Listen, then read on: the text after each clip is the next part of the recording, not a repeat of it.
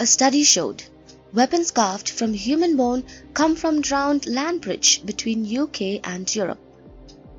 Now, Stone Age hunters crafted sharp weapons out of human bone about 11,000 years ago, and these hunter-gatherers lived in Doggerland, a now underwater region in the North Sea that connected Europe to Britain.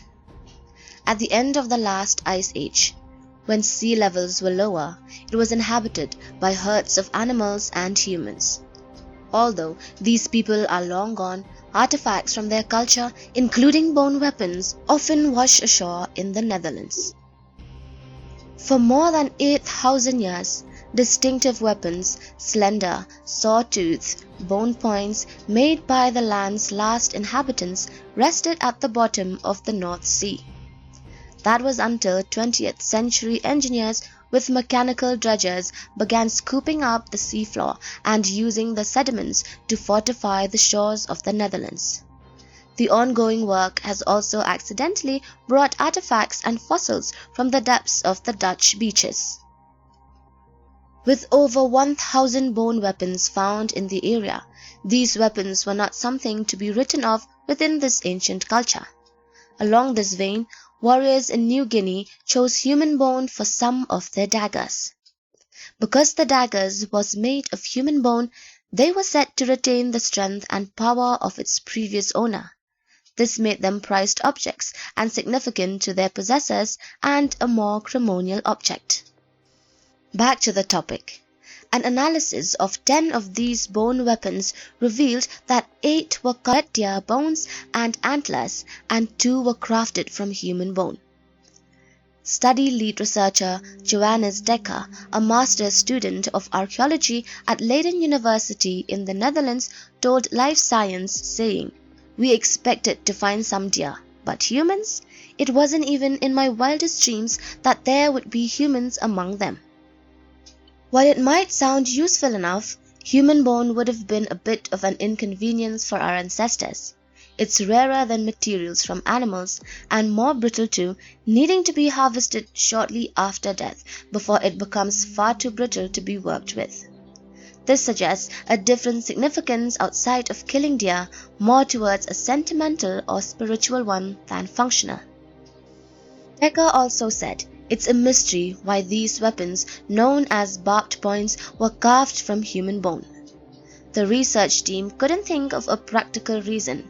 Human bones were likely hard to come by, unlike deer remains, and human bone isn't an especially great material for crafting sharp weapons.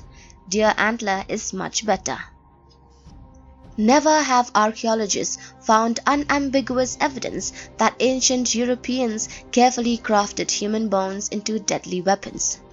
While some researchers concluded that this making of human bone weapons may have been an economic point of view, Dekker disagrees, saying the economic move would have been for ancient hunter-gatherers to produce strong points quickly from animal parts left over from meals. As to why the found weapons were only made of red deer and human bones, Dekker added there must have been some other reason, a cultural reason, why it was important to use these species. That maybe they wanted bigger, longer barbed points and no other large animal species were there. Coming to the identification of the bones. Now normally, scientists would easily be able to identify which part of the body the bone came from or to which animal the bone belongs to just by looking. But in this situation, it was quite difficult or nearly impossible, as the features have been whittled and worn away through manufacture, use and burial. Over the past decade, a new technology has been developed that solves this problem. The method zooarchaeology by mass spectrometry, or ZooMS, detects the molecular building blocks of collagen, the main protein in bone. Because these collagen components differ slightly between animal types, measuring them can indicate the species of a bone, even for skeletal bits or sculpted artifacts that can't be identified by visual features. This was how they could identify the barbed points that were made from human bones. This study was again performed by Dekker in 2018.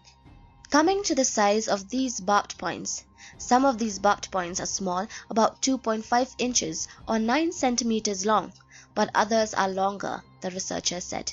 It's also unclear which anatomical bone they came from, but one of the long leg or arm bones would have probably worked best given the weapon sizes. The barbed points could have been thrown like javelins, launched like arrows from a bow, or thrust from spears, Decker said. Whatever the method, impact scars and cracks on their tips show they had high-velocity impacts with targets. He also said that these bones were carved soon after the person's death because fresh human bones are much easier to carve than dry, brittle bones. Decker concluded his study by saying that although the use of human bone for bone tools, it is not without precedent. New Guinea warriors, for instance, used daggers made from human thigh bones, but only from very important people. The study that I've been referring to is published in the February 2021 issue of the Journal of Archaeological Science. Well, thanks for watching, guys.